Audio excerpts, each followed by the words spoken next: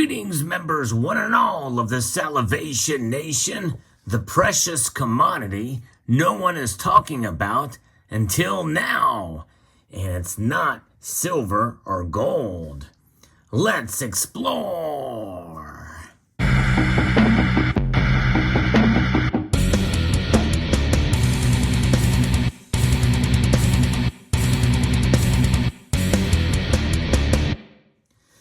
Now, many of us feel that gold and silver are underrated in this culture and the West in general. In fact, even in the East, with the fast pace of technology and the like, and the attractiveness of other investment classes and cryptocurrencies, and more people seem to be moving away from gold and silver. That's been true up until somewhat recently. We're seeing a very high demand. In fact, some say that some bullion dealers say they've seen the most demand ever for gold and especially silver, especially considering where prices are. But that's not what I'm going to be talking about in this video. It's something that is much more precious. In fact, it's something we cannot live without, but we take it for granted. And there's a lesson here that we can learn in the precious metal space about this commodity that has become precious here, and that we take for granted every single day. And when it all comes down to it, for many of us who talk about gold and silver on our channels, I mean, this is a precious metals community, and it transcends any given social media platform because it's being talked about everywhere. But gold and silver certainly are the foundation for money. Whether or not you feel gold and silver are money now, one cannot make any argument against the fact that gold and silver are the foundation for the monetary systems that we have in the world today. And so therefore, it is talked about a lot in this space. But there's something that all of us in this space and everywhere else that we take for granted that is being discussed more and more lately. And that is, yep, you guessed it, water. Water. It's the one thing that we cannot live without, and we take it for granted, especially in developed countries. And what we are seeing now is being talked about here in the United States with water. And water is the beverage of champions. It is the thing that sustains us. We need water. Yes, indeed, we sure do. And it is being discussed and talked about as a precious commodity more and more for about a year or so, when we see droughts in the West, and especially when we see Lake Mead being depleted by 20 feet or so and plus, and discovering items and unmentionables, including bodies in Lake Mead, are being discovered that could have been from previous mob hits and the like. Gold and silver really pale in comparison to what people really need, and that is water. Everything is seen through the lens of water these days, and because we need it to sustain ourselves. And it's clear as to why that is the case. And look how clear water is. And it is a beverage that we will continue to partake in. We do every single day. Even if you don't drink a glass of water every day, you are drinking beverages that have water in it. And we don't think twice about where we get our water from. Now, why am I mentioning water? Well, because there's a lesson here to be learned, not only from what's happening with Lake Mead in the West, where there is a water shortage. We talk about a silver shortage. The real shortage we are seeing is definitely with water out west. But in reality, there's a lot of water out there. It's just not in that area, in that space. It's a supply chain issue, really, when it's all said and done, because it's about getting water from one part of the planet to another part of the planet. The planet itself is made up of 70% water, but it's in a form that we really can't use, and that's salt water. And so unless you build more salination plants and are able to take and refine that water down to drinkable and usable water, potable water, it's pretty much useless. And that is the problem.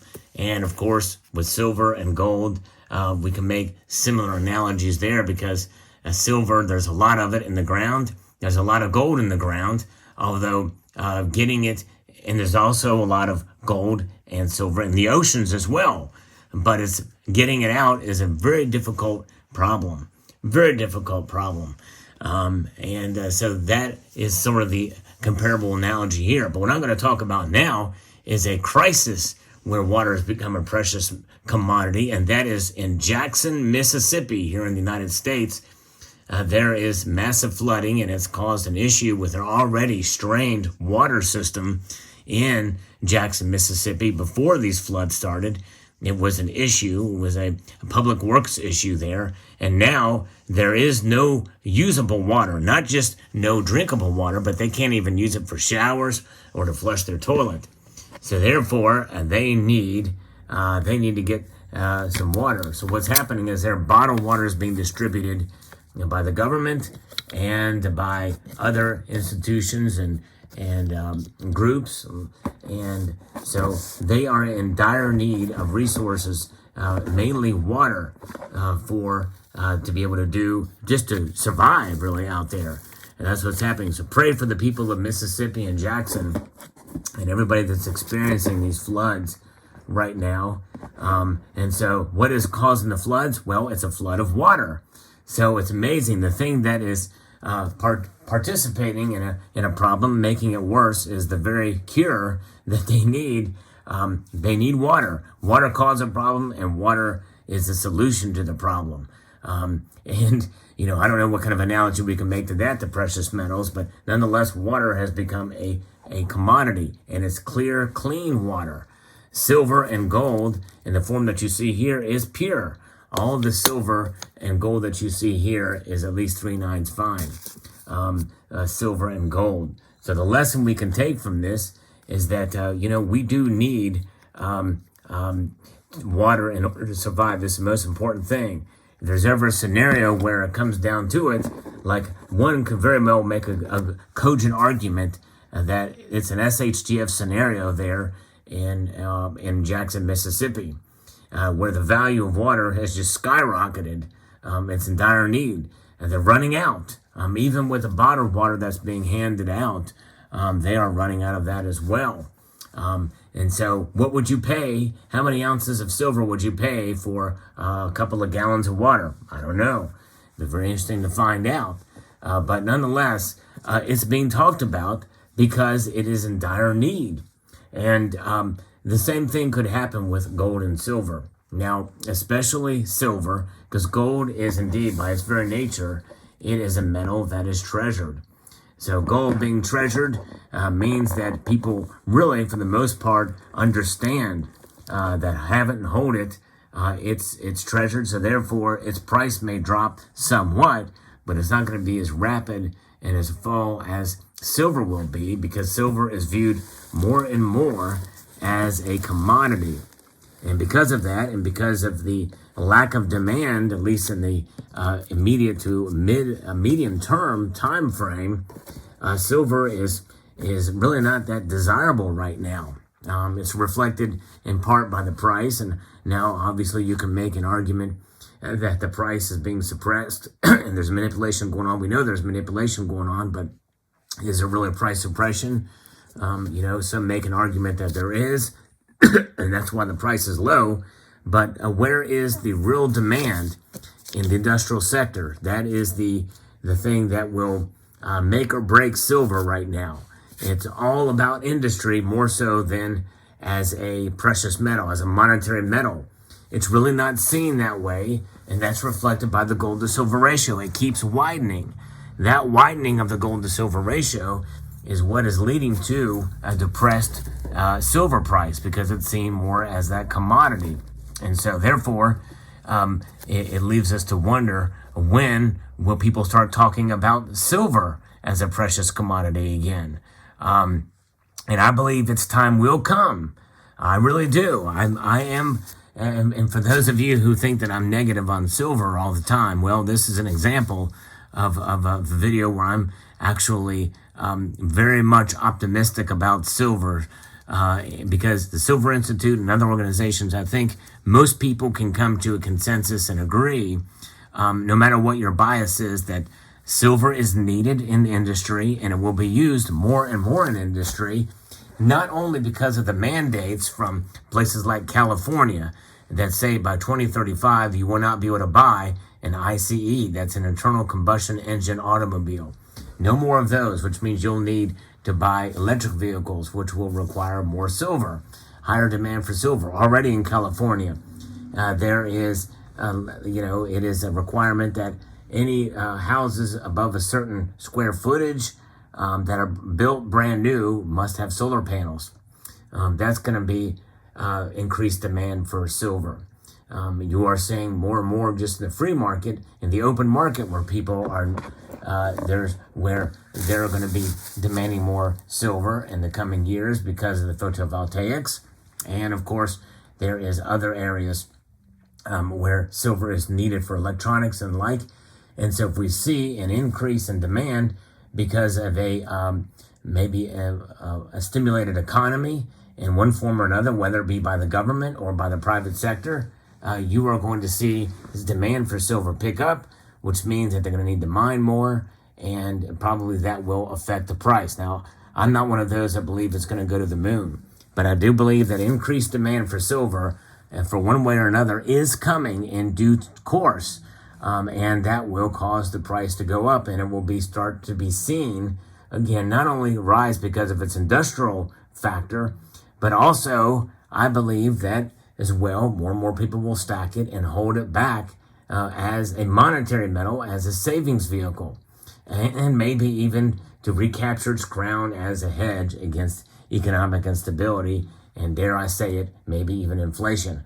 I think maybe right now it's not seen as a hedge against inflation. It's really not proven itself in this last time, but again, we are still kind of early in this recession. We've just, it hasn't been too long ago since we got the report about the second quarter of negative growth in GDP, and it wasn't down by that much, but I still think we could be in for a deeper recession. We could be in for stagflation. There's a lot of things that are coming where either silver will be in demand because of its industrial uses, if the economy does recover to some extent, and not just here but around the world, but also the other way, if the economy starts to go south and stay south, and we see ourselves go into a stagflation scenario, we may see silver demand pick up for the bars and rounds and coins, and we may see the price go up there, rise as a monetary metal. I kind of somewhat have a little bit of cautious optimism in that regard, but nonetheless, we'll see what happens. But that's how silver and, to an extent, gold will recapture and be talked about as precious commodities. Gold, definitely a precious commodity. Silver, maybe a semi-precious commodity now, but nonetheless being talked about more. Lessons to be learned. Water, we take it for granted. We as stackers, we take for granted these low prices. I can't tell you how many times people say, well, I'm holding out for 15 or 16 or even sub $10 silver. They're not going to be buying it all up. You're taking for granted where the prices are now. For where they are at now, they are historically low, considering where the value of the dollar is. And so, to me, it's a good time to buy if you can find good deals out there. And I believe in utilizing what I refer to as smart dollar cost averaging, whereas not just setting aside of a budget of a certain amount of dollars per month and buying up your silver, but being agile, being flexible on that budget, and saying, well, I'm going to hold off and not buy as much this month because the price is going up. I might buy a little bit, but not as much, and then maybe find more money when the price goes down and drops dramatically. Take advantage of the price dip and buy a little bit more than you normally would in that given month. And if the price spikes up dramatically, maybe not buy any, because what goes up very quickly can come down just as quickly too, and even fall even more. We've seen that happen. And so therefore, that's the things that are talked about. But nonetheless, commodities, they all are. Water, silver, and gold. Let me know what your thoughts are in the comment section below. Would like to extend a multitude of gratitude to you all for taking the time to watch, and encourage you to please rate, share, comment, and subscribe.